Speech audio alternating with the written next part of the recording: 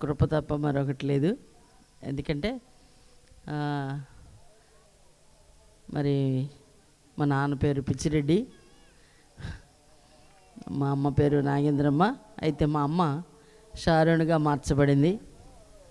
దేవుడు ఆ పేరు పెట్టినట్లుగానే ఆమె జీవితం కూడా అలాగ అద్భుతంగా, ఆశ్చర్యకరంగా ఈనాటికి కూడా తన మంచి సాక్ష్యాన్ని కలిగి బ్రతకడానికి దేవుడు కృప చూపించాడు. అందుకు దేవునికి మహిమ కలుగును గాక. అయితే మరి మేము పుట్టకముందే మా అమ్మ దేవుని నమ్ముకుంది. మేము పుట్టు క్రైస్తవులం. అంటే మేము పుట్టకముందే మా అమ్మ దేవుని నమ్ముకుంది కాబట్టి దేవుని కృపలో మేము ఊహ తెలిసిన దగ్గర నుంచి కూడా మేము ఎక్కడ దండం పెట్టింది కానీ మరి యేసయ్య భజన తప్ప మరొక భజన తెలియదు. యేసయ్యని ఆరాధించడం, యేసయ్యని ప్రేమించడం, యేసయ్య బిడ్డలను ప్రేమించడం అలాగా ఉండేది. అయితే అట్లా ఉన్న కొద్ది రోజుల్లో అంటే చిన్న వయసు నుంచి కూడా భక్తిగానే ఉండేది. భయం లేదు కానీ భక్తి మాత్రం ఉండేది. ఆ తర్వాత ఏమయ్యేదంటే మాకు వివాహం అయింది. నాకు మరి మేము ముగ్గురు ఆడపిల్లలు. మా అన్నయ్య మరి నాకు మొదటగా వివాహం చేశారు. మా అమ్మ ఒక్కతే దేవుని నమ్ముకుంది, మా నాన్న నమ్ముకోలేదు. అందుని బట్టి మాకు విగ్రహారాధన పెళ్ళిళ్ళు చేయాల్సి వచ్చింది. అప్పుడు కూడా మేమేమి మా మనసుతో ఏమేమి చేయలేదు. ఆ తర్వాత నా పెళ్ళి అయిన తర్వాత పెళ్లి బట్టలతోటి తిరుపతి వెళ్ళాలని గొడవ చేశారు. మన మధ్యలో ఉన్నారు పాస్టర్ గారు, సుబ్బారెడ్డి గారు, మా వారు. అయితే మరి మరి తప్పనిసరిగా మరి వెళ్ళాల్సి వచ్చింది. వెళ్ళిన తర్వాత కూడా నేనేమి అక్కడ దండం పెట్టలేదు. నేను చెప్పేశాను అనమాట, దండం పెట్టను, మేము అసలు పూజ చేయం అని చెప్పి. మొత్తానికి ఏదో మౌనంగానే ఉన్నారు. అలా గడిచిపోతూ ఉంది. ఇక గుంటూరు వచ్చాము, ఫ్యామిలీ పెట్టాము. అక్కడ తర్వాత 2 సంవత్సరాలు మాత్రం బాగానే ఉన్నాడు. మందు లేదు, ఏమీ లేదు, అంతా బాగానే ఉంది. చాలా ప్రశాంతంగా ఉన్నాం అనుకున్నాం. అయితే నాకు పిల్లలు 3వ సంవత్సరం దాకా పుట్టలేదు. అప్పుడు దాకా నేనేం చేశానంటే సినిమాలకు వెళ్ళేవాళ్ళం, బాగా చూసేవాళ్ళం. ఆయన కూడా బాగా తీసుకెళ్ళేవాడు, బాగా సినిమాలు చూసేవాళ్ళం. ఆ తర్వాత చర్చికి వెళ్ళేవాళ్ళం, సినిమాకి వెళ్ళేవాళ్ళం. మా అమ్మ కూడా ఏం చెప్పేది కాదు అట్లా వెళ్ళకూడదు అని. కానీ మాకెవరూ చెప్పలేదు. అట్లాగొన్న కొద్ది దినాలకి నాకు మా ఊరు వెళ్ళాను. నాతో పాటు 7గురికి వివాహం అయింది. అయితే 7గురికి వివాహం అయినప్పుడు మరి నాతో పాటు ఉన్నటువంటి పెళ్ళి అయినటువంటి వాళ్ళకి అందరికీ పిల్లలు పుట్టారు, నాకే పిల్లలు లేరు. అయితే నా ఫ్రెండ్ ఏం చేసిందంటే, నీకు పిల్లలు పుట్టరేమనే అంది. నువ్వు చెప్పడం ఏంటి అనుకొని మనసులో ఇదేంటి నన్ను ఇంత అది అప్పటికి 8వ నెల 7వ నెల కించపరిచినట్టుగా మాట్లాడింది. అందులో అది కాక నేను కొంచెం బొద్దుగా ఉంటాను, అందువల్ల కొంచెం పిల్లలు పుట్టరని చెప్పేసి అప్పటికే అనుకుంటున్నారు. సరే నేనేం చేశానంటే యేసయ్య అని చిన్నప్పటి నుంచి చెప్పానుగా, ప్రార్థనలో ఉండటం మాకు అలవాటు పూర్వకంగా. భయం లేకపోయినా భక్తి మాత్రం చేయడానికి బాగా ముందుగా ఉండేవాళ్ళం. సరేనని చెప్పి నేనేం చేశానంటే, మా ఊరు నేను వెళ్ళాలంటే ఈసారి ప్రభువా నేను గర్భఫలంతో వెళ్ళాలి అని చెప్పేసి నేను ప్రభువుతో చెప్పడం జరిగింది. ఆ తర్వాత 7 వారాలు ప్రార్థన. మా అమ్మ చెప్పింది, అమ్మా రాజు ఇట్లా అన్నది నన్ను, నా ఫ్రెండు అన్ని బాధపడితే అంది, మన ఇద్దరం కలిసి ఉపవాసం ఉందాంలేమ్మా, దేవుడు సహాయం చేస్తాడా అని అంటే సరేనని చెప్పి అనుకున్న తర్వాత మా దగ్గరే మా ఇంటి పక్కన లక్ష్మీ డాక్టర్ అని ఉంది, ఒకసారి చూపించుకుంటే బాగుంటుంది కదా అని వెళ్ళాను. వెళ్తే ఆమె ఏం చెప్పిందంటే, పిల్లలు పుట్టే అవకాశం ఉంది కానీ కనీసం 10-15 సంవత్సరాలు పట్టిద్ది నీకు పిల్లలు పుట్టాలంటే అంది. వామో ఇంతలా మాట అందా అని చెప్పి అని మాకు ఎవరు మా హృదయాలు రేపింది లేదు. కానీ దేవుని మహాకృప ఒక్కోసారి తలుసుకుంటే చాలా ఆశ్చర్యంగా ఉంటుంది. ఎందుకంటే ఆ మాట ఎప్పుడైతే ఆమె చెప్పిందో నా హృదయంలో అనిపించింది, యేసయ్య ఏమైనా చేయగలడు కదా, ఇదేంది డాక్టర్ అమ్మ ఇలా నాకు చెప్పింది అని చెప్పి నాకు ఆలోచన వచ్చి ఒక రోషం వచ్చిందనమాట. ఒక రోషం నా హృదయాన్ని రేపింది. అప్పుడు అనుకున్నాను, ప్రభా డాక్టర్లకి మించిన డాక్టర్వి, నాకు నువ్వు సహాయం చేస్తావు అని చెప్పి ఈయన బయటికి వెళ్ళిపోవటంతో పత్తిమిల్లిలో సూపర్వైజర్గా ఉండేవాడు అప్పుడు. అయితే 1200 శాలరీ అప్పుడు. ఇంటి అద్దెకి కానీ ఇంట్లోకి కానీ చాలీసాలనే వ్యవహారం చాలా కష్టంగా ఉండేది. మా అమ్మ ఉండేది కదా, అన్నిటికీ కొంచెం చాలా బాగా చూసుకునేది మా అమ్మ. అందరినీ చూసుకుంటారు అందరు, కానీ మా అమ్మ స్పెషలే.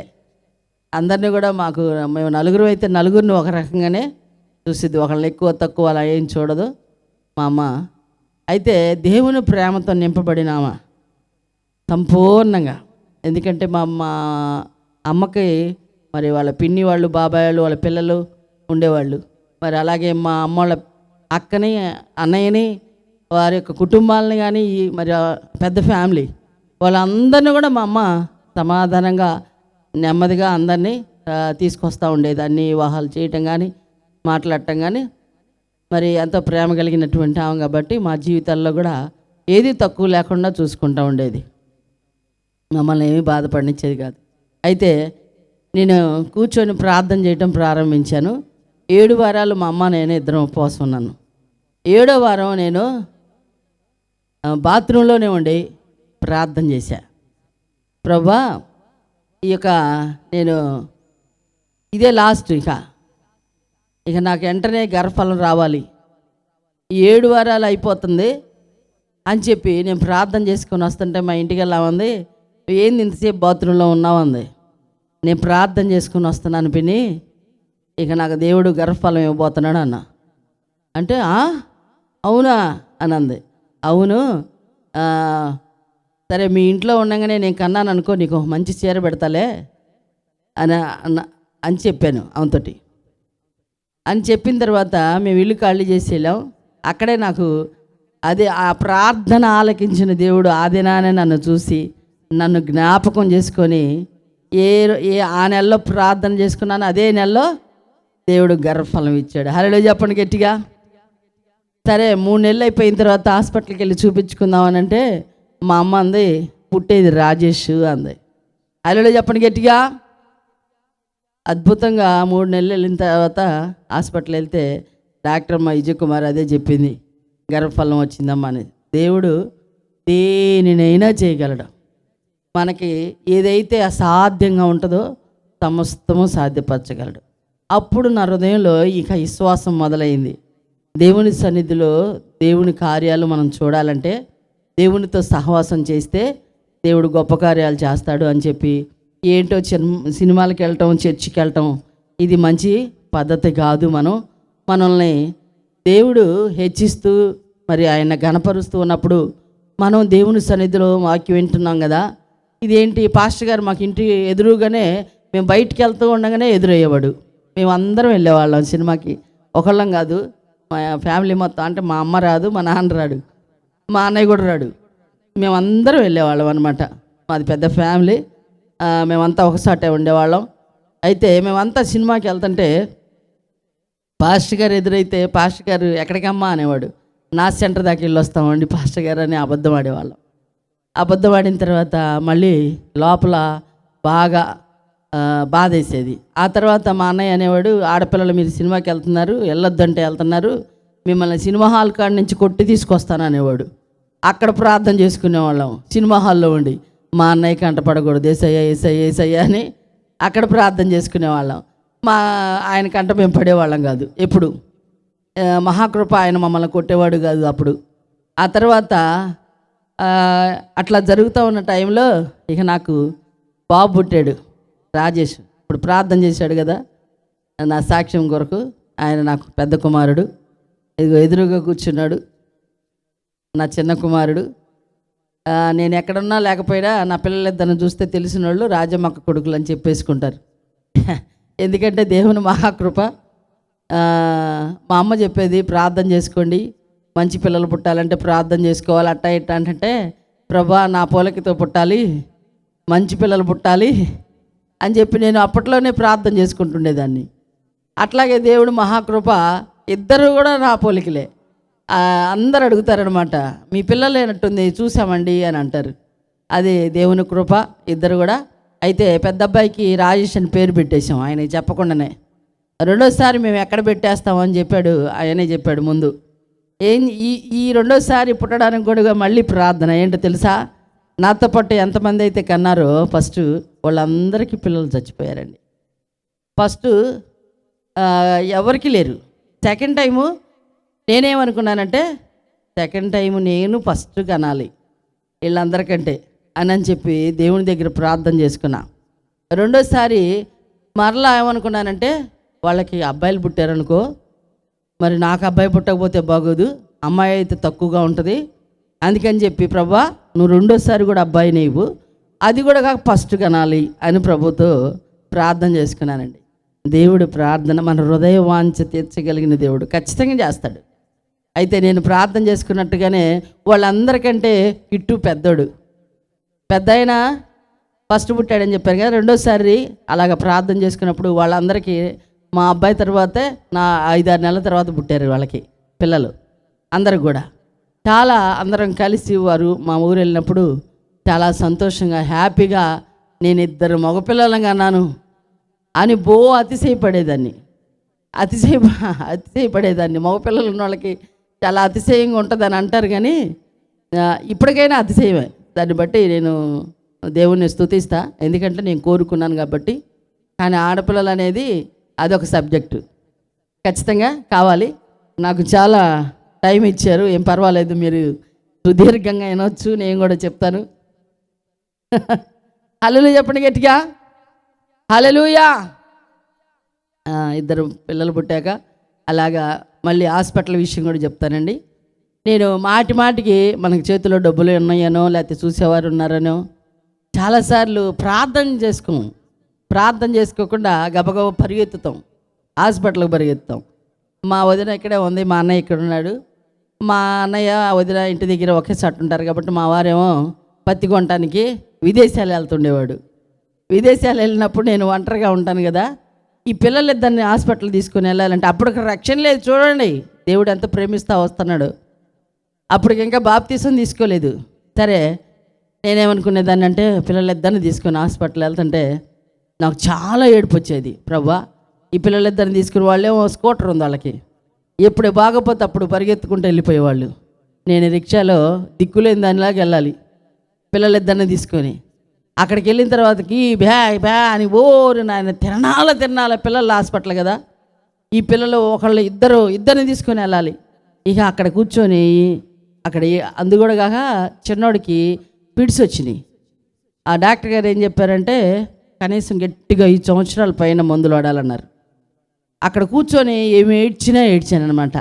ప్రభువా నిన్ను నమ్ముకున్నామయ్యా, చిన్నప్పటి నుంచి నీవే మా దేవుడు, ఎవరిని మేము ఆరాధించలేదు కదా, నా బిడ్డల విషయంలో నువ్వు సహాయం చేయి, మంచి ఆరోగ్యవంతులుగా ఉండాలి, మంచిగా ఆహారం తినాలి, మంచిగా. మా అన్నయ్య ఇప్పుడు పద్దాకులు నన్ను అంటుంటాడు, నువ్వు బాగా పెట్టావు నీ కొడుకులు. కానీ నిజంగా నేను ఫస్ట్ ప్రార్థన తినేవాళ్ళు కాదు, పిల్లలు కూడా ఇప్పుడు చూడండి అసలు భోజనం పెట్టాలంటే వాళ్ళ తలపేనం తోక్కొస్తుంది. నేను అప్పట్లో కూడా వీళ్ళు ఇలాగే చేస్తుంటే మా ఇంటికి ఒక పాస్టర్ ఎప్పుడు వస్తూ ఉండేవాళ్ళు అనమాట. పాస్టర్లో వాళ్ళు చెప్పేవాళ్ళు అనమాట, అమ్మ ఆ గిన్నె పట్టుకొని ప్రార్థన చేయి శుభ్రంగా తింటారని. ఆ గిన్నె పట్టుకొని ప్రభా నా బిడ్డలు ఈ శుభ్రంగా ఈ అన్నం తినాలయ్యా అని చెప్పి ప్రార్థన చేస్తే శుభ్రంగా తినేవాళ్ళు. అట్లాగా ప్రార్థన చేసుకుంటుంటే దేవుడు హాస్పిటల్కి వెళ్ళినప్పుడు కూడా ఏమి ఏడ్చాను హాస్పిటల్లో కూర్చొని. ప్రభా నా పిల్లలిద్దరూ నేను ఇట్లా రిక్షాలో రావడం, నేను ఇలాగా ఈ సోప పడలేను ప్రభా, ఈ బాధ మాటికి హాస్పిటల్కి రావడం. వాడికి అది కూడా కాక చిన్న ఆయనకి బాగా జలుబు చేసేదనమాట భయంకరంగా. ఇది ఒక పెద్ద చరిత్ర. స్కూల్లో జాయిన్ చేస్తే మేడం వాడిని పలకరించేది కాదు, వాడికి వెళ్ళి చూసేది కాదు. వాడి ఖర్చు పోతే నన్ను అడిగేది, ఏంటి నీ పిల్లోడికి ఖర్చు పెట్టలేదా అని అనేది. ఓ నాయన ఈవెంట్ నన్ను ఎట్టిసికిస్తుందని. ఇంగ్లీష్ వచ్చిన వాళ్ళతోటే మాట్లాడతారు స్కూల్లో టీచర్స్, తెలుగు వచ్చిన వాళ్ళతో మాట్లాడరు. నేనేమో తెలుగు ఒక్కదాన్నే మాట్లాడేది, అందరు ఇంగ్లీష్లో మాట్లాడుతుండేవాళ్ళు. నేను అప్పుడు బాధపడేదాన్ని. నా పిల్లవాడిని ట్యూషన్కి రావద్దని చెప్పింది. చివరికి అందరి పిల్లలతో మాట్లాడుతుంది, అందరితో మరి పేరెంట్స్తో మాట్లాడుతుంది. చివరికి నేనే ఇంటికి వచ్చి ఏడ్చుకున్నాను, నా పిల్లోడిని ప్రేమించడం లేదయ్యా, వాడికి ముక్కు గారుతుందని చెప్పి ఈ రోగము పోవాలి, ఈ జలుబు రోగం పోవాలి, ఆ మిస్సు ప్రేమించాలి నా బిడ్డని అని చెప్పి ప్రార్థన చేసుకోవడం మొదలుపెట్టా. ప్రార్థన చేయటం మొదలుపెట్టిన తర్వాత కొద్ది రోజులకే హాస్పిటల్కి పోవడం. మరి అందరికి తెలుసు నిమ్ము డాక్టర్ బాబురావు, ఆయనైతే ఈ ఫైల్ తీసుకొని ఇట్లా ఇసిరేశాడు. ఈ నా ఎండి చదువు నీ కొడుకు ముక్కు దెబ్బకు పనికి రాకుండా పోయింది అన్నాడు. ఏంటి నాయన ఎంత మాట అన్నావంటే, నా వల్ల కాదు ముక్కు తగ్గించడం నీ కొడుకుది, ఏ నది అయినా ఆగిద్ది కానీ నీ కొడుకు నది మాత్రం ఆగదు అని అన్నాడు. వామ్మో ఇదేంది ఇంత మాట అన్నాడు. నేను ఇంకా డాక్టర్ని ఎక్కడ ఎత్తుక్కోను అయ్యా అని చెప్పి ప్రార్థన చేశానండి. ప్రార్థన చేస్తే దేవుడు నాకే తెలియదు, వాడికే తెలియదు ఆ ముక్కులు ఎలా ఆగిపోయినాయో. గట్టిగా చప్పట్లు కొట్టకూడదు. దేవుని మహిమ కార్యం, అది గొప్ప కార్యం అన్నమాట వాడి జీవితంలో. అయితే శుభ్రంగా తగ్గిపోయింది. తగ్గిపోయిన తర్వాత ఇంకా మరొకటి ఆశ్చర్యం చూడండి. మిస్ ఏం చేసింది తెలుసా? ముక్కులు ఎప్పుడైతే ఆగిపోయినాయో నా కొడుకు చదువులో ఫస్ట్ ర్యాంక్, సెకండ్ ర్యాంక్ రావటం మొదలైంది. ఆమెకి 2 చక్కని పిల్లలు, ఆడపిల్లలు. అయితే కొద్ది రోజులు ఆగిన తర్వాత వాడికి మంచి చదువు ఉందని, మంచి జ్ఞానంగా, మంచి గొడవ చేయడు క్లాసులో అని చెప్పి ఏం చేసింది తెలుసా? కొద్ది రోజులకి నన్ను పిలిచి ఇటు రండి మీరు అని అంది. వామ్మో ఎన్నాళ్ళకి పిలిచింది నన్ను ఏమే అని చెప్పి పరిగెత్తుకుంటూ పోతే అందే నీ పిల్లల్ని ట్యూషన్లో జాయిన్ చెయ్యి అంది. అమ్మయ్యా ఎంత గొప్ప ప్రేమ పుట్టించావయ్యా అనుకున్నా. ఆ తర్వాత ఇద్దరిని తీసుకెళ్ళి ఆమె ట్యూషన్లో జాయిన్ చేశా. అయితే ఆమెకు సువార్త చేయటం మొదలుపెట్టా. హల్లెలూయా చెప్పండి గట్టిగా. ఆమె ఇక చూడండి, కొద్ది రోజులకే నా కొడుకు లాంటి కొడుకు పుట్టాల్సింది రాజ్యం, నీ కొడుకు నాకు పుట్టాల్సింది. నేను ట్యూషన్లో ఇంతమందిని పిల్లలను చూస్తున్నాను కానీ నీ కొడుకు లాంటి తెలివి గల్లోని, జ్ఞానం గల్లోని, నిజంగా ప్రేమ కలిగినోడిని నేను ఇంతమంది పిల్లలు, నాకు పుట్టిన పిల్లలు 2 కూడా లేదు.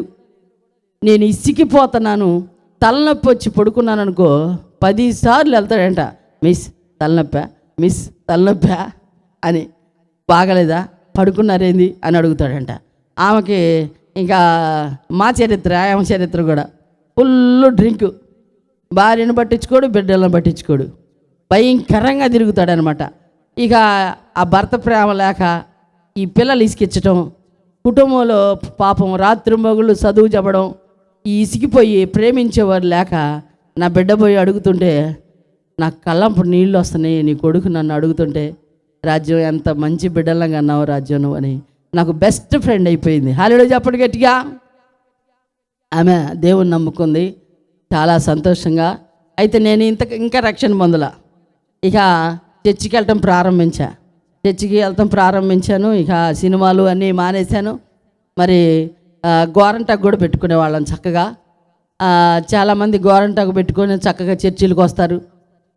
చాలా అంటే ఒక్కొక్కళ్ళ మనస్తత్వం ఎలా ఉంటుందో మాకు తెలియదు కానీ గోరంటాకు ఇవన్నీ బాప్తీసం తీసుకోకముందే బొట్టు కానీ, గోరంటాకు కానీ, కాళ్ళకు పట్టీలు కానీ, ఇవన్నీ మంచి మంచి కాస్ట్లీ చీరలు కానీ, మరి బంగారం ఎక్కువ పెట్టుకోవడం కానీ, ఇవన్నీ బాప్తీసం తీసుకోకముందే నాకు మనస్సాక్షి చెప్పేది.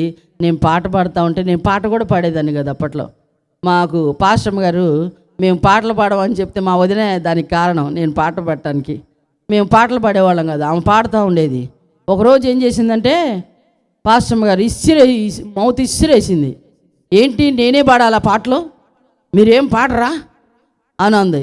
వామ్మో ఈమెకి ఇంత కోపం ఉందా అని చెప్పి మేమేమనుకున్నాం. మా వదిన అంది, తీసుకో వదిన వదిన వదిన తీసుకో, మౌత్ తీసుకో, నువ్వు పాడు అంటుంది.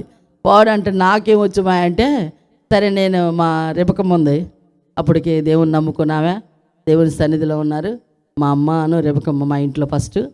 ఆ తర్వాత నేను మైకి తీసుకొని పాడుతూ ఉంటే ఆ రోజు చెప్పింది, ఏం బాగుంది ఈ స్వరం, నువ్వు పాడుతున్నావు కానీ అంది నన్ను. మరి నువ్వే కదా మౌత్ ఇసిరేసావు అనుకున్నా. ఆ తర్వాత అయిపోయింది. మా చెల్లెలు అంది, రిపకమ్మ అక్క నీ స్వరం బాగుంది, ఆమె అంతే చెప్పిదిలే, అంతే పాడగలిగిన వాళ్ళకి అట్టాగా అనిపించింది. ఎవరు ఎంత మంచిగా పాడినా ఏమనిపించింది, నాకంటే ఎవరు పాడగలరు అనిపించింది. అందుకని ఆమె అనిందిలే, నువ్వు పాడుతూ ఉండు అని అంది. కొద్ది రోజులు అయిపోయిన తర్వాత అండి నాకు ఒక దర్శనం వచ్చింది. పాస్టమ్ గారి చేతిలో మౌతు నా చేతికి ఇస్తున్నాడు ఎవరో. హల్లెలూయా చెప్పండి గట్టిగా. ఆశ్చర్యంగా మరి దేవుని కృప, కొన్ని పాటలు రాయటం కానీ పాడటానికి కానీ దేవుడు కృప ఇచ్చాడు. అలాగా దేవుడు గొప్ప కార్యాలు మన జీవితాల్లో చేస్తూ వచ్చాడు. నేను మరి మా ఇంటి ఆయన సంగతి సాక్ష్యం చెప్పాలంటే చాలా పెద్దది. అయితే తాగుతూ ఉన్నాడు, భయంకరంగా తాగుడు అలవాటు అయిపోయింది. మరి బిజినెస్ పత్తి వ్యాపారం చేయడం మొదలుపెట్టాడు. ఆ తర్వాత ఒరిస్సా ఇట్లా భద్రాచలం ఇట్లా పత్తి కొనడానికి వెళ్ళినప్పుడు నాకు ఒకరోజు ఇట్లా గొప్ప కార్యాలు చూస్తూ వచ్చాను, కానీ బాప్తీసం తీసుకోవట్లా. ఎందుకంటే బాప్తీసం తీసుకుంటే ఈయన ఊరుకోడు. ఎందుకంటే బాప్తీసం తీసుకుంటానంటే చాలాసార్లు చెప్పేదాన్ని, చెప్తే బాప్తీసం వద్దు, ఏమొద్దు, మాట్లాడే పనే లేదు అనేవాడు. దేవుడు అంటే అసలు ఇష్టం ఉండదు, దేవుని బిడ్డలన్నా ఇష్టం ఉండదు, సేవకులన్నా ఇష్టం ఉండదు. మరి ప్రార్థనకి వెళ్ళినప్పుడు చాలాసార్లు మరి నేను ప్రార్థనకి వెళ్ళినప్పుడు ప్రతిరోజు లేటుగా వస్తాడు. ఆదివారం వస్తే మాత్రం ఖచ్చితంగా 12 గంటలకే చర్చి దగ్గరికి వచ్చి బుల్లెట్ వేసుకొని వచ్చి భయంకరంగా ఆరన కొడతా ఉండేవాడు. పాస్టర్ గారు అనేవాడు, వెళ్ళమ్మా మరి సుబ్బారెడ్డి గారు వచ్చారు, వెళ్ళిపోమ్మా, నువ్వు వెళ్ళిపోమ్మా అనేవాడు. సర్లే ఎందుకులే గొడవ అని చెప్పేసి మౌనంగా బండి ఎక్కేసి ఆయనకి వెళ్ళి అన్నం పెట్టి మళ్ళీ వెళ్ళిపోయేదాన్ని చర్చికి. అట్లాగా 10 రోజులు జరుగుతూ ఉంది. ఆ తర్వాత నేను ఇక అనిపించింది, దేవుడు మాట్లాడుతూ ఉన్నాడు, రక్షించబడకపోతే మరి చనిపోయాం అనుకో, మనం ఎక్కడికి పోతాం? యేసయ్య ఉన్న దగ్గరికి వెళ్ళాలంటే బాప్తీసం తీసుకోవాలి, రక్షణ పొందాలి, దేవుని సన్నిధిలో మనం నీతిగా మరి కలిగి బ్రతకాలి. దేవుడు ఎన్నో గొప్ప కార్యాలు చేశాడు కదా అని అనుకుంటా బాప్తీసం తీసుకుందాం అనుకుంటున్నాను. ఈలోపు ఏమైందంటే నాకు గొంతులో థైరాయిడ్ వచ్చిందనమాట. అప్పుడు ఏమైందంటే నేను ప్రతిసారి చెప్తున్నాను దేవుడితో, ఏమనంటే అయ్యా ఇది చేస్తే పిల్లలు పుట్టారు కదా, పిల్లలు పుట్టాక బాప్తీసం తీసుకుంటానని చెప్పా, అయిపోయింది. ఆ తర్వాత ముక్కు తగ్గాక ఆరోగ్యం బాగుంటే తీసుకుంటానని చెప్పా, అది లేదు, మరలా తీసుకోవాలా. ఆ తర్వాత మరి ఇప్పుడు హాస్పిటల్కి పోతే ఏం చెప్పారంటే థైరాయిడ్ ఉంది, 4 గంటల పైన బట్టిద్ది ఆపరేషను, చాలా జాగ్రత్తగా చేయాలి అని చెప్పారు. అప్పుడు అన్నాను, ప్రభా ఈ ఆపరేషన్ కానీ అయిపోతే నేను బాప్తీసం తీసుకుంటానయ్యా అని చెప్పి దేవుని సన్నిధిలో ప్రార్థన చేసుకోవడం జరిగింది. అయితే ఆపరేషన్ జరిగింది, వెంటనే బాప్తీసం తీసుకున్నాను. హల్లెలూయా చెప్పండి గట్టిగా. ఎందుకంటే మనం చాలాసార్లు దేవుణ్ణి పరీక్షిస్తూ ఉంటాం. మనం అది ఎవరి కోసమో కాదు, కానీ మనం చేయాల్సింది దేవుని సన్నిధిలో మన రక్షణ, మనం ఆయనతో ఉండే సహవాసాన్ని కోల్పోకముందే మనం ప్రభువుతో సమాధాన పడమని దేవుని వాక్యం సెలవిస్తూ ఉంది. అప్పుడు బాప్తీసం తీసుకున్న తర్వాత నేను వాక్యం వింటూ ఉన్నప్పుడు, దేవుని సేవకులు మరి మాట్లాడుతూ ఉన్నప్పుడు, రక్షణ అంటే మరి ఏంటి, మరి ఆ రక్షణ పొందకపోతే మరి ఎక్కడికి పోతాం, భయంకరమైన నరకయాతన అనేది ఉన్నది అని చెప్పేసి చాలా గొప్ప సంగతులు దేవుని యొక్క బైబిల్లో నుంచి మరి దేవుని సేవకులు చెప్తా ఉంటే విన్నప్పుడు నా హృదయంలో ఒకలాంటి భారం ఏంటంటే, ఎక్కడైనా సరే దేవుని నమ్ముకున్న వాళ్ళు ఉంటే వాళ్ళ దగ్గరికి వెళ్ళిపోయి దేవుని గురించి చెప్పడం నాకు బాగా అలవాటు అయిపోయింది. ఇక దేవుడు నాకు లోపల భారాన్ని పెట్టాడనమాట. దేవుని యొక్క ప్రేమను తెలియజేయాలి, దేవుని గురించి చెప్పాలి, దేవుని నమ్ముకోకపోతే నరకానికి వెళ్ళిపోతారు అని చెప్పి ఎవరు కనపడితే మగవాళ్ళని లేదు, ఆడవాళ్ళని లేదు, ఇక వయసుతో సంబంధం లేదు, ఎవరితో సంబంధం లేదు, ఇక ఎవరైనా కానీ. ఎందుకంటే మా ఇంటి ఆయన నన్ను అసలు పట్టించుకోడు, ఎవరితో మాట్లాడుతున్నా మౌనంగా ఉంటాడు. అందుకని చెప్పి అది కూడా కాక ఇంటి దగ్గర ఉండేవాడు కాదు. పిల్లల్ని స్కూల్కి పంపించడం, దేవుని పనిలోకి ఎవరైనా ఎక్కడ ప్రార్థన బుధవారం శనివారం, అలాగే మరి ఉపవాస కూడికలు, ఇంకా ఆదివారం ఆరాధన, శనివారం సాయంకాలం ఆరాధన, ఇట్లా ఎక్కడ ప్రార్థన అంటే అక్కడ వెళ్ళిపోవటం జరుగుతూ ఉండేది. ఆ తర్వాత అనిపించింది, ప్రభా మరి బాప్తీసం తీసుకున్నానని చెప్తే గొడవ చేశాడు. ఆ తర్వాత బొట్టు పెట్టుకోపోతే స్టిక్కర్లు కొనుక్కొచ్చి పెట్టాడు. ఆ తర్వాత అన్నాడు, నేను ఇంట్లోనే భోంచేయను, భయంకరంగా ఇంకా తాగుతాను అన్నాడు. సరే నేను మా చెల్లి దగ్గరికి వెళ్ళి ఇట్లా సంగతమ్మా అంటే, అప్పుడు అందే నువ్వేం భయపడద్దు, నువ్వు చెప్పినట్టు ఆ బొట్టు మాత్రం పెట్టుకోవద్దు, ప్రార్థన చేద్దాం, బావ మనసు మారుస్తాడు దేవుడు అని చెప్పింది. పాస్టర్ గారి దగ్గరికి వెళ్తే కూడా అదే మాట చెప్పాడు, అమ్మా నువ్వు లోబడొద్దు, అట్లాగా దేవుని విషయాల్లో మాత్రం లోపడకూడదు, అట్లాంటి రాజీ పడకూడదు, భక్తి చేయాలి, భయం కలిగి ఉండాలి, ప్రార్థన చేయాలి, దేవుడు ఆయన మనసు మారుస్తాడు అని చెప్పినప్పుడు ఆశ్చర్యకరంగా మరి ప్రార్థన చేయటం జరిగింది. వారం రోజులు భోంచేయాల. వారం రోజులు భోంచేయకపోతే ఏం చేస్తామండి? 2 రోజులు చూసి 3వ రోజు పోనీలే ఎందుకు గొడవ సమస్య అని అనుకుంటాం. కానీ దేవుని విషయంలో మాత్రం రాజీ పడకూడదు, భక్తి చేసే విషయంలో రాజీ పడకూడదు. దేవుని సన్నిధిలో మనం దేవుని చిత్తాన్ని చేయగలిగి ఉండాలి. ఖచ్చితంగా అప్పుడు మనల్ని తప్పనిసరిగా ఆశీర్వదిస్తాడు. అలాగా మరి రక్షించబడటానికి దేవుడు కృప చూపించి మరి ఆయన తర్వాత తిన్నాడు. వారానికి వచ్చి ఇంటికి వచ్చి మరి సమాధానంగానే నన్ను అయితే బండి ఎక్కించుకెళ్ళనిక నిన్ను ఎక్కడికి తీసుకెళ్ళను అన్నాడు. నన్ను ఎక్కడికి తీసుకెళ్ళకపోయినా పర్వాలేదు అనుకున్నా. ఆ తర్వాత కొద్ది రోజులకి నేను ఒక పెద్ద మీటింగ్లో ఉంటే ఆ మీటింగ్కి వచ్చి నన్ను ఎత్తుక్కుంటా ఉన్నాడు. నేనే వెళ్ళి ఏంటి ఎదుగుతున్నావంటే నీకోసమే చూస్తున్నాను అన్నాడు. అక్కడి నుంచి ఇక మీటింగ్లకు తీసుకెళ్ళటం, తీసుకురావటం, వదిలిపెట్టడం, చర్చిల దగ్గర కానీ చర్చికి కూడా తీసుకెళ్ళమంటే అస్సలు తీసుకెళ్ళను. ఏ చర్చికి అయితే నేను తీసుకెళ్ళనన్నారో ఆ చర్చికే వచ్చాడు. హల్లెలూయా చెప్పండి గట్టిగా. అయితే ఈ భయంకరంగా ఇక తాగుతూ ఉన్నప్పుడు నేను అనుకున్నాను, ప్రభా నిజంగా ఒకటే భయంకరమైన వేదన నాలో మొదలైంది. నేను అందరికీ సువార్త చెబుతున్నాను, చాలామంది నేను చెప్పినప్పుడు విని రక్షించబడుతున్నారు, మరి నా భర్త విషయం ఏంటయ్యా అని చెప్పి దేవుని సన్నిధిలో ప్రార్థన చేస్తూ ఉన్నప్పుడు, మరి మా రిపకం ఉంది కదా, ఆమె దేవుని నమ్ముకుని బాప్తిసం తీసుకొని సమర్పించుకొని ఎంతో ప్రార్థన చేసేది మా కుటుంబాల కోసం. అప్పట్లోనే సేవకు రాకముందు, సేవ దర్శనాలకు మరి దేవుడు చూపించకముందే, రక్షణ పొందిన కొత్తల్లోనే చాలా భారం కలిగి ఉండేది. అప్పుడు ఏమైందంటే మేము ప్రార్థన చేస్తూ ఉన్నాం కలిసి. ఆ తర్వాత 7 వారాలు ఉపవాస ప్రార్థన అని చెప్పి మా ఇంట్లో ప్రార్థన పెట్టించుకున్నా. ప్రార్థన ఈయన కోసమే. ఇక నాకేంటంటే ఈయన తాగుతున్నాడు కదా, భయంకరంగా ఎక్కడ పడితే అక్కడ పడిపోతాడు, ఎక్కడ పడితే అక్కడ పడిపోయేవాడు. పలానా చోట ఉన్నాడమ్మా అంటే మా పక్కింటి అబ్బాయిని లేపుకొని వెళ్ళి ఆయన్ని తీసుకొని వచ్చి శుభ్రంగా బట్టలు ఎప్పిదేసి శుభ్రంగా బట్టలు కట్టి మళ్ళీ భోజనం పెట్టకపోతే అప్పుడు ఏమనేవాళ్ళు అంటే, ఎవరు నాకు తెలీదు, మందు తాగిన వాళ్ళు నీళ్లు లేక చచ్చిపోతారంట అని అనేవాళ్ళు. అందుకని చెప్పి ఎక్కడ చచ్చిపోతాడో అని చెప్పి మంచినీళ్ళు దాపను, నేనే అన్నం కలిపి పెట్టడం, శుభ్రంగా అప్పుడప్పుడు వేడివేడిగా చేసి పెట్టేదాన్ని అనమాట. శుభ్రంగా బరీగా తిని శుభ్రంగా నిద్రపోయేవాడు. అయితే నేను ఆయన్ని చూస్తున్నప్పుడు నాకు అనిపించేది, ఏదో టైంలో ఎప్పుడెప్పుడు మరి శత్రువు సైతాన్ని పనిచేసిద్దో, చచ్చిపోతాడేమో, రక్షణ లేకుండా చచ్చిపోతే ఎట్టగయ్యా అని చెప్పి భయం వేసింది అనమాట నాకు. భయం వేసినప్పుడు 7 వారాలు ఉపవాస ప్రార్థన పెట్టించుకున్నానండి. 7 వారాలు ప్రతిరోజు కూడా బుధవారం ఉపవాసం ఉండేదాన్ని, శనివారం ఉపవాసం ఉండేదాన్ని, ఆదివారం ఉదయకాలం ఏమీ తినేదాన్ని కాదు. మా పిల్లలకు కూడా టిఫిన్ కూడా పెట్టేదాన్ని కాదు. పిల్లల విషయం వచ్చేటప్పటికల్లా పిల్లలు మరి ఎదుగుతూ ఉన్నప్పుడు నేను సండే స్కూల్కి వెళ్ళమని చెప్తే సండే స్కూల్కి వెళ్ళొద్దని చెప్పేవాడు ఆయన. ఆయన ఉన్నప్పుడు సండే స్కూల్కి పోయేవాళ్ళు కాదు. ఇట్లాగా వాళ్ళు అటు ఇటు ఉన్న టైంలో పిల్లలు చాలా దేవునికి దూరం అవ్వాలి అని శత్రువు పనిచేసేది. అయితే వాళ్ళకి చెప్పేదాన్ని, మీరు చక్కగా దేవునిలో ఉండాలి, దేవునిలో ఎదగాలి అని చెప్పి ప్రతిరోజు కూర్చోబెట్టుకొని, మేము డాడీని చూశారు కదా మీరు, డాడీ ఎలా ఉంటున్నాడు, మరి డాడీ మారాలంటే మనం ప్రార్థన చేయాలన్నా అని చెప్పి పిల్లలిద్దరూ నేను మోకాళ్ళు వేసి ప్రార్థన చేసేవాళ్ళం.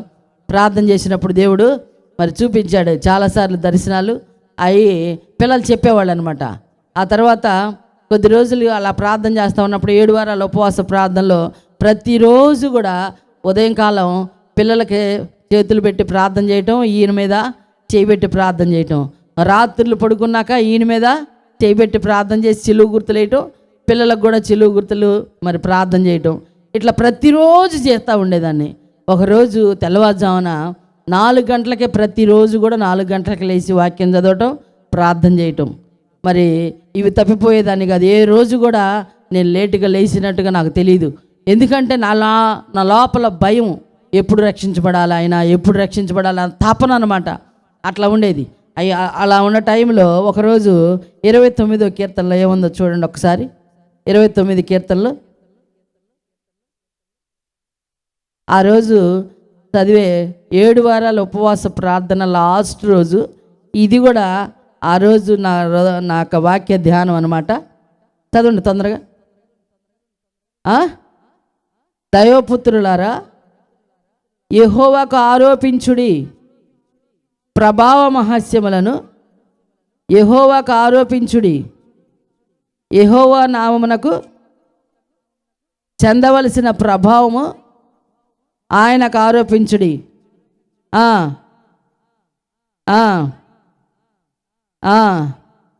యెహోవా సర్వము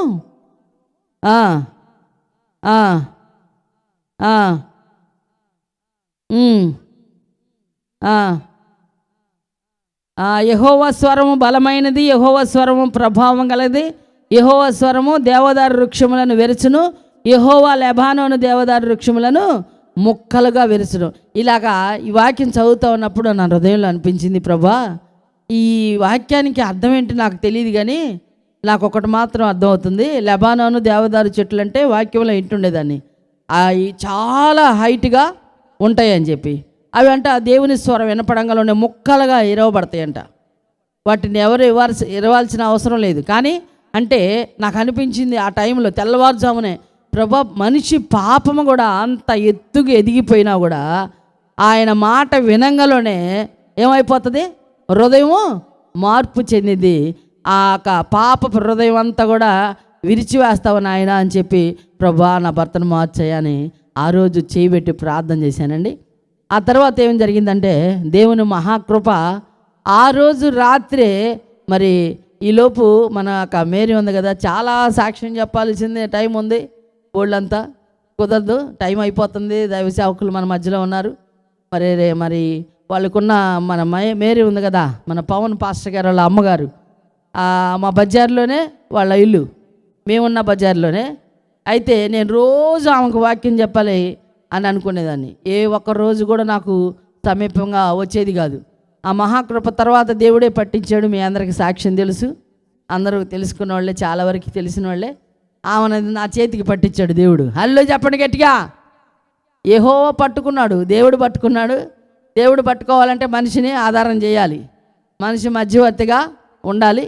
ఆ గొప్ప సాక్ష్యం మరి మేము కలిసి మరి ఆమె రక్షించబడిన తర్వాత మా ఇంటి కోసం, మా కుటుంబాల కోసం మరి మేమందరం కలిసి ప్రార్థన చేస్తూ ఉన్నప్పుడు ఆశ్చర్యకరంగా ఈ వాక్య ధ్యానం ఏ రోజైతే చదివి దాన్ని ధ్యానించానో, ప్రార్థన చేస్తూ ఉన్నానో, ఆ రోజు సాయంకాలం మరి పాలుగారితో దేవుడు మాట్లాడటం జరిగింది. హల్లెలూయా చెప్పండి గట్టిగా. మరి అద్భుతంగా ఆ దినాన మాట మరి రక్షణ దేవుని గొప్ప కార్యాన్ని చూడగలిగాం. ఆ తర్వాత దేవుడు మాట్లాడాడని నేను వంటగదిలోకి వెళ్ళి భోజనం తీసుకురావడానికి వెళ్ళాను. నన్ను పిలుస్తూ ఉన్నాడు, ఒక వ్యక్తి వచ్చి నాతో మాట్లాడుతున్నాడు. త్వరగా రాను కూడా ఇందుగా అని చెప్పి పిలిచాడు. అక్కడికి వచ్చి చూస్తే ఏమీ లేదు. ఎలా కనిపించాడు నీకంటే వైట్ డ్రెస్ వేసుకొని వచ్చాడు, మరి నా ఎదురుగానే కూర్చున్నాడు, నాతో మాట్లాడుతున్నాడు అని చెప్పి ఇప్పుడే వెళ్ళిపోయాడు ఇలాగా అని చెప్పినప్పుడు, ఆ తర్వాత నేను అప్పుడే అనుకున్నాను, ప్రభా ఇది ఎంత నీ గొప్ప కార్యమే. ఆయన ఖచ్చితంగా మార్పు. ఆ మనిషి వణికిపోతున్నాడు, తాగిందంతా దిగిపోయింది. మరి చాలా భయంగా, మనిషి ఒకలాంటి భయం, తెలియని భయం మనిషిలో కనపడతా ఉంది నాకు. అప్పుడు అనుకున్నాను, ప్రభా ఇది నువ్వు మాట్లాడావయ్యా, ఇది నీ స్వరం, నువ్వు మాట్లాడినప్పుడు మనుషులు మరి చాలా వింటా ఉన్నాం కదా, ఇది నీ గొప్ప కార్యమే ఖచ్చితంగా అని చెప్పి నేను దేవుణ్ణి స్తుతించాను. ఆ తర్వాత తెల్లారితే 7వ వారం ఉపవాస ప్రార్థన. ఆ రోజు పగలు మరి మా చెల్లెల దగ్గరికి వెళ్ళాను. వెళ్ళి రేపు లాస్ట్ రోజు మరి భోజనాలు పెట్టుకోవాలి, ఒక 10 లీటర్ల పెరుగు తోడుపెట్టమ్మా అంటే, ఈరోజు మధ్యాహ్నం మీ ఇంటి ఆయన వచ్చి సైకిల్ అంటే ఆయన బండికి అడ్డొచ్చిందని చెప్పి సైకిల్ అతన్ని భయంకరంగా కొట్టి జనం అంతా పోగయ్యారంట. ఇంత భయంకరంగా గొడవ చేసిపోయాడు. ఇంకా నువ్వు 7 వారాలు ప్రార్థన అంటున్నావు, భోజనాలు అంటున్నావు, మీ ఆయన ఇలా చేస్తుంటే నువ్వు ఇలా చేస్తున్నావు, మీకు అసలు సిగ్గు లేదు, డబ్బు ఖర్చు పెట్టడం అసలు ముందుంటారు, అది ఇదని భయంకరంగా తిడుతుంది నన్ను. ఇక ఏడ్చుకుంటా నేనేం చేశానంటే రావిరెడ్డి తోటలో ప్రార్థన అనమాట. అక్కడికి వెళ్ళి నేను ప్రార్థనలో కూర్చున్నప్పుడు అనుకున్నాను, ప్రభా రేపటి దినాన మా ఇంట్లో ప్రార్థన పెట్టాలి అనుకుంటే ఖచ్చితంగా అది నీ చిత్తం అయ్యిందని నేను నమ్ముతున్నాను. ఇప్పుడే నువ్వు నాతో మాట్లాడాలంటే పాస్టర్ గారికి ప్రార్థన చేయమని ఇచ్చారు. మా పాస్టర్ గారికి ప్రార్థన చేయమని ఇస్తే ఆయన ఏం చెప్పాడో తెలుసా, లేచి మైకి తీసుకొని ప్రతి విషయమునందు కృతజ్ఞతాస్తుతులు చెల్లించుట మీ విషయంలో దేవుని చిత్తము అన్నాడు. అప్పుడు అనుకున్నాను, ప్రభా ఇది నీ మాట, రేపటి దినాన మా ఇంట్లో స్తుతి కూడిక ఖచ్చితంగా జరగాల్సిందే అని అనుకున్నా. ఇంటికి వెళ్ళానండి, ఈ సంగతి ముందు చెప్పాను కదా, అది జరిగింది. వెంటనే తెల్లవారుజామున పొద్దుపూట ప్రార్థన ఫోన్ చేసి చెప్పాను అనమాట అందరికీ.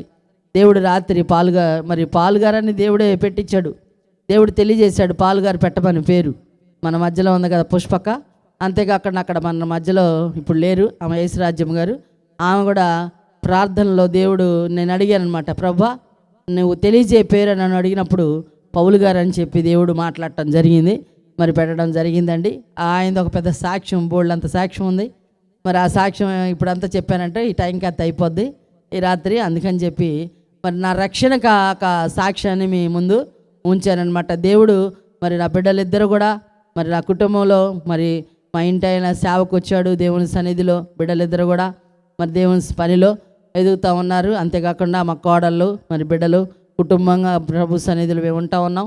మరి చాలా పెద్ద సాక్ష్యం అది చెప్పాలంటే. దేవుడు భయంకరమైన స్థితిగతుల్లో నుంచి మరి కనిపించడానికి చాలా బాగా ఉన్నాం ఇప్పుడు. అది దేవుడిచ్చిన ఆశీర్వాదమే.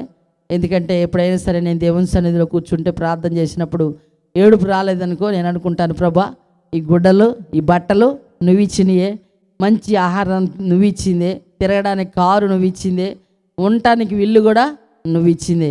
ఆనాడు ఇజ్రాయేల్ ప్రజలకి కట్టని ఇంటిలో ఉన్నట్టుగా ఏమండి నాటనే పొలాలు వాళ్ళు స్వతంత్రించుకున్నట్లుగా దేవుడు ఈ దినాన మాకు నా కుటుంబానికి మరి దేవుని సన్నిధిలో మరి ఎంతో మరి సేవకులతో పాటు చేతనైనంత వరకు మరి నడవడానికి దేవుడు కృప చూపించాడు.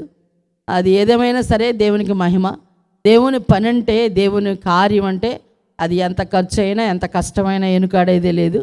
మరి అలాగే మా ఇంటి ఆయన కూడా అలాగే ఉండేవాడు, నా పిల్లలు అలాగే, నేను అలాగే.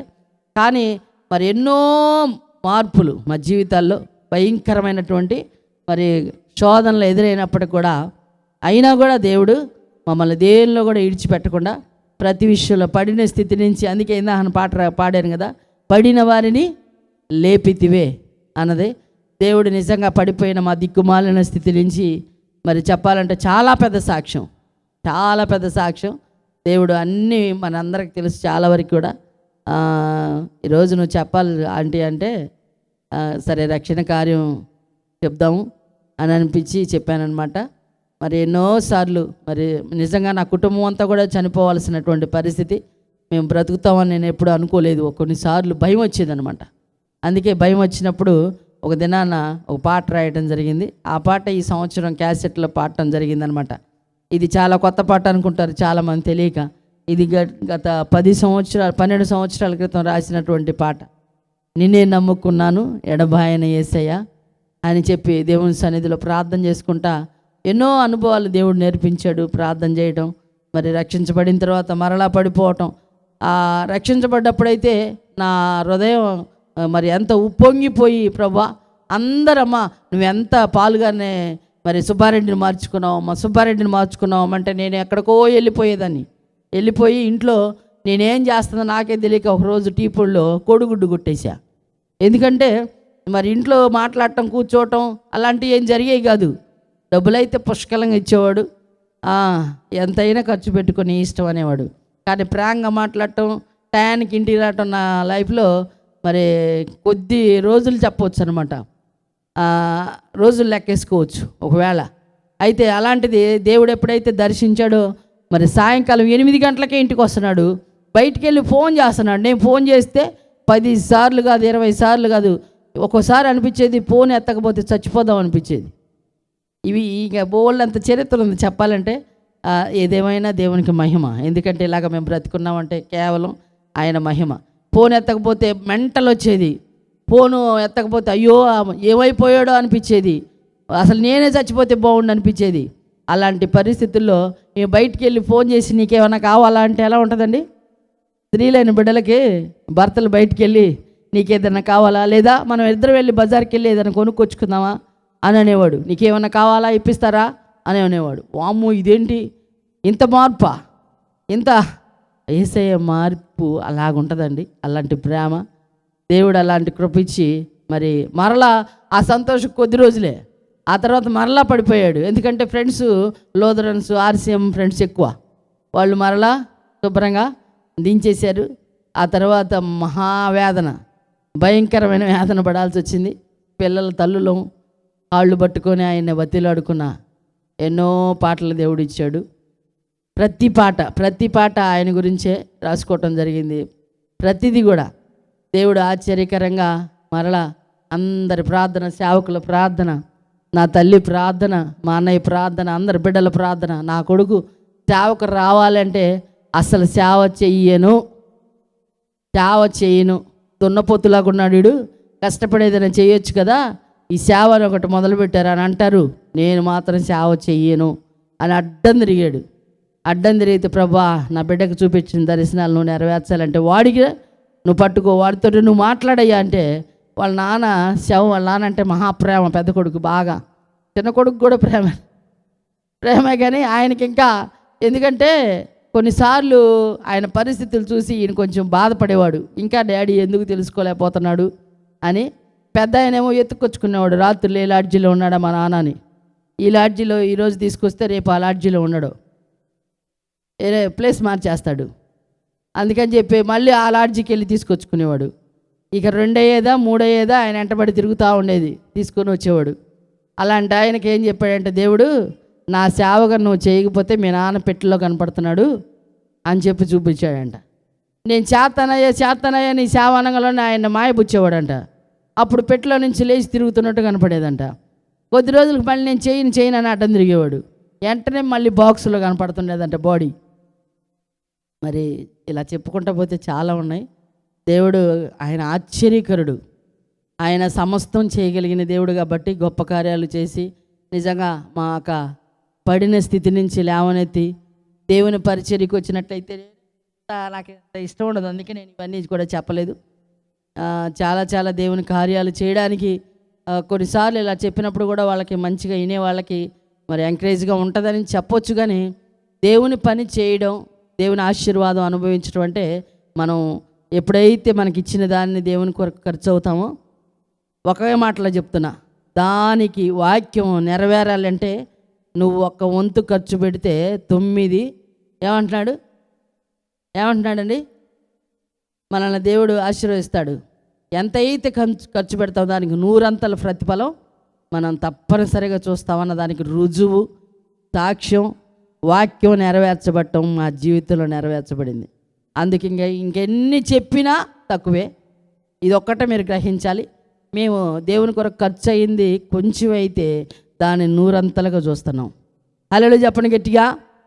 ఇప్పుడు 26 సెంట్ల స్థలంలో మేము ఉంటుంది ఇల్లు, మందిరం. ఎంత గొప్ప కార్యం అంటే మా లైఫ్లో మేము ఇక కొనలేము, కొనలేము. కానీ ఒకటే గుర్తుంచుకోండి, దేవునికి ఇచ్చినప్పుడు నాకు ఫస్ట్ నుంచి కూడా దేవుని పనులు చేయాలంటే నాకు హృదయం అంత ఉల్లాసం. ఆయనకు కూడా అంతే, నా పిల్లలకి అంతే. దేవుడు ఎప్పుడు కూడా ఇచ్చిన వాళ్ళు ఎవ్వరూ పాడైపోలేదు, ఇచ్చిన వాళ్ళు దరిద్రులు అంతకంటే కాలేదు.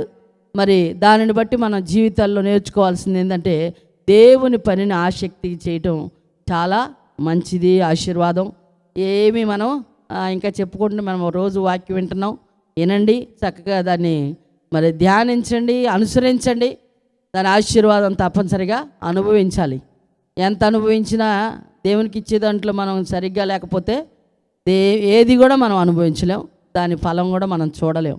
ఇవాళ మరి చాలాసార్లు కార్లు ఉన్నాయి, మాకు బళ్ళు ఉన్నాయి, ఒక్క బండి లేకుండా పోయింది, ఒక్క కారు లేకుండా పోయింది. రోడ్డు మీద ఆటోకి కనీసం ఆటోకి వెళ్ళడానికి కూడా ఒక రోజైతే దాసరపాలెం వెళ్ళిన తర్వాత 15 రూపాయలు 10 రూపాయలు ఆటోకి 10 రూపాయలు లేని దరిద్రం వెళ్ళబోసాం.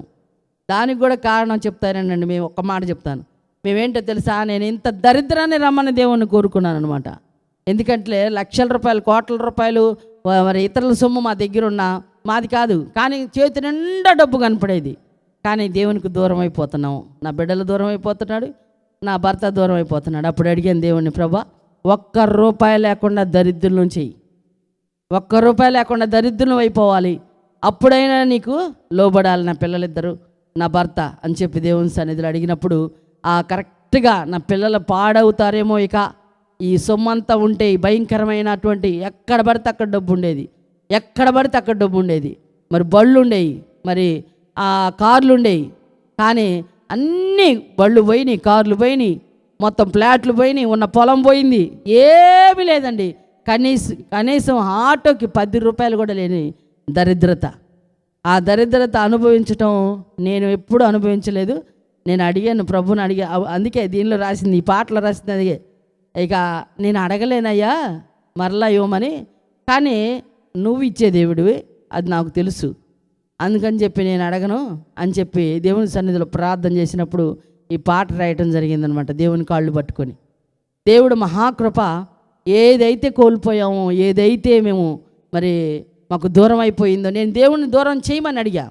అన్ని పోయినా లోపట్టలేదు. తర్వాత మరి భయంకరమైన సోరియాసిస్ వచ్చింది.